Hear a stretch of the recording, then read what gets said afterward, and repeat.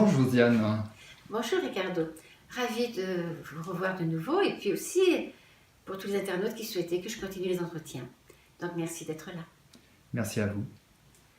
Alors c'est vrai que vous allez me poser des questions comme d'habitude, mais aujourd'hui j'aimerais, si cela ne vous ennuie pas, peut-être prendre la parole sur un sujet qui me touche à cœur et qui touche à cœur le monde entier.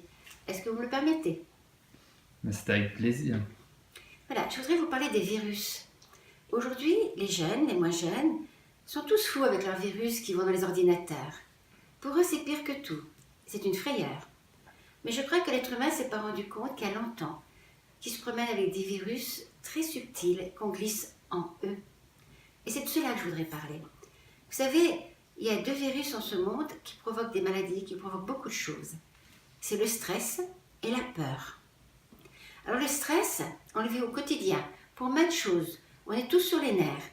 Et je crois que si on ne sait pas s'arrêter de temps en temps, ben ces virus qu'on ne voit pas, qui ont été mis dans ce monde, je ne sais de quelle façon, par une pensée peut-être plus subtile qu'une autre, est en train de nous emprisonner, de nous rendre, ouais, nous mène au mur. Quant à la peur, ça fait partie du quotidien. De la plus petite peur de rater un plat, celui d'arriver en retard, celui de griller un feu rouge, d'être sous surveillance, à la peur tout simplement de la mort. La vie et la mort marchent côte à côte. Et parce qu'on a peur de la mort et peur de vieillir, on a déclenché un commerce extraordinaire qui n'empêchera pas qu'il faudra quand même partir. Alors pourquoi la mort? Pourquoi ce mot mort vous fait-il donc tellement peur alors qu'il fait partie de la réalité? Si on essayait de transformer ce mot, moi la mort j'aimerais bien qu'on l'appelle plutôt une déchirure. Parce que c'est vrai, quand on perd quelqu'un qu'on aime, et aujourd'hui, qui nous dit dans quelques secondes qu'on ne sera pas victime d'un attentat, victime d'un séisme, victime de tout ce qui peut se passer, un accident tout simplement, on ne va pas être déchiré, mis à terre comme un animal blessé. Et une déchirure, c'est vrai que ça fait mal.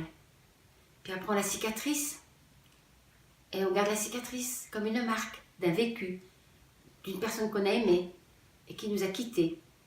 Mais la mort, comme vous l'entendez, est quelque chose d'horrible. Pour moi, la mort, j'aimerais qu'on appelle l'espérance. Parce que si dans notre monde, nous vivons uniquement pour finir bêtement dans un trou, je vois pas ce que je fais là, discuter avec vous. Autant alors faire n'importe quoi. Pour moi, la mort, c'est un pas. C'est une porte qui s'ouvre vers la vie. C'est l'espérance de retrouver ce qu'on appelle nos chers disparus. Nous sommes au mois de novembre. Le mois de novembre, c'est tout ça. Alors excusez-moi, je ne peux pas passer ce mois de novembre sans commencer par vous faire une porte ouverte sur cette mort. Transposez-la, transformez-la, faisons quelque chose de noble. Ne vous écroulez pas. Soyez une force, parce que ceux qui sont partis deviendront votre force. Mais je vous en prie, vous pleurez sur eux ou vous pleurez sur vous quand vous perdez quelqu'un? Pensez à quelqu'un qui est malade, qui est au fond d'un lit, qui n'en peut plus. Vous ne pensez pas que c'est une délivrance? Mais la déchirure de la séparation, vous avez le droit de la vivre, même de la garder dans votre livre de vie. Mais ne permettez pas que ces virus inconscients fassent de vous des êtres prisonniers et qui ne sachent même pas apprécier l'instant présent. C'est le seul qui peut compter.